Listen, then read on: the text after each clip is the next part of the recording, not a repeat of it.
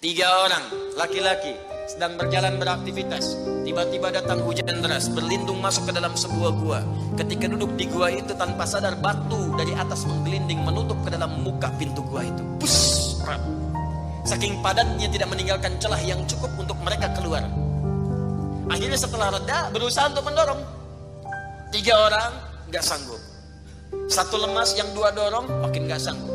Satu lebih lemas, satu orang dorong ya sama betul-betul gak sanggup. Tiga aja gak sanggup, satu pengen dorong, gak bisa. Akhirnya yang paham rumus ini dari tiga orang itu mulai berkata kepada teman yang dua, ini mustahil kita bisa kemudian tuntaskan kecuali kita bertawasul dengan amal soleh yang pernah kita kumpulkan dalam hidup. Jika kita sudah merasa tak mampu sebagai makhluk, maka ini tanda dari Allah untuk meminta kepada Khalik. Maka tiga orang itu bermohon dengan amalannya. Yang satu mengatakan, ya Allah, saya punya seorang ibu yang saya baktikan hidup saya untuk melayani beliau. Saya bekerja pulang kemudian tidak pernah saya mengambil sesuatu sebelum ibu saya dulu.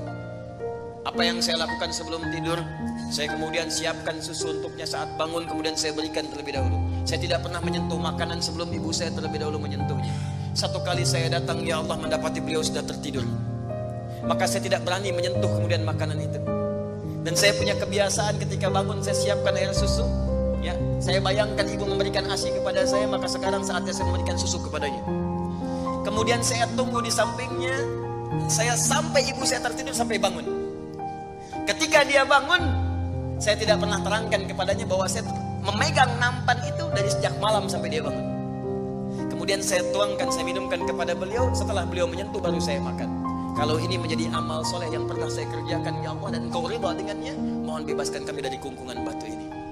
Yang tadinya tidak bergerak begitu didorong bergeser aja. Mau keluar masih susah. Ya, ini pertanda dari Allah ingin mendengar semua amalan-amalannya supaya adil terdengar keseluruhannya.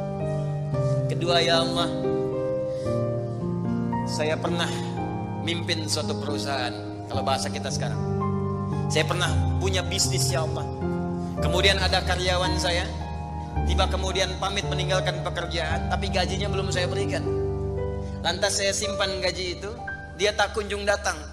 Kemudian saya berinisiatif, ya Allah, untuk menjadikan gajinya dia sebagai modal, karena khawatir kalau pulang nilainya sudah berkurang.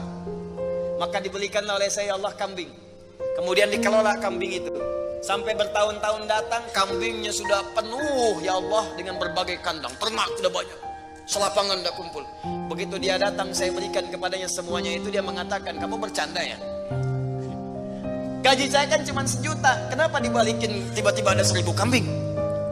Orang ini mengatakan, kamu bercanda?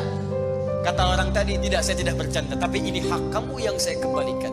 Dikisahkan kisahnya, saya belikan kambing, saya jaga dengan rawat dengan baik. Lantas dia mengambil semua kambing itu, ya Allah, tanpa memberikan kepadaku sedikit pun. Apa yang terjadi? Maka aku pun, ya Allah, menerima dengan berharap ridhomu saja tanpa meminta imbalan sedikit pun darinya. Dia pergi meninggalkanku, aku mengharap ridho darimu. Maka aku bermohon kepadamu, ya Rabb, kalau dengan itu kemudian engkau ridho, maka bebaskan kami dari kungkungan batu ini. Didorong, geser lagi. Perhatikan bagian yang ketiga ini. Ini tidak mudah karena termasuk bagian dari dosa besar. Meninggalkan dosa besar mendatangkan anugerah yang berlimpah tanpa batas. Ya Allah, dulu aku seorang rentenir. Kemudian, ya Allah, aku pinjamkan kepada orang-orang untuk mengambil bunga yang berlipat dan lebih banyak. Tapi aku mencintai seorang putri dari pamanku. Setiap aku lamar dia selalu menolak. Putrinya itu orang soleh, Pak. Maka apa yang terjadi? Satu saat aku punya kesempatan, karena pamannya ternyata butuh modal, aku pinjamkan.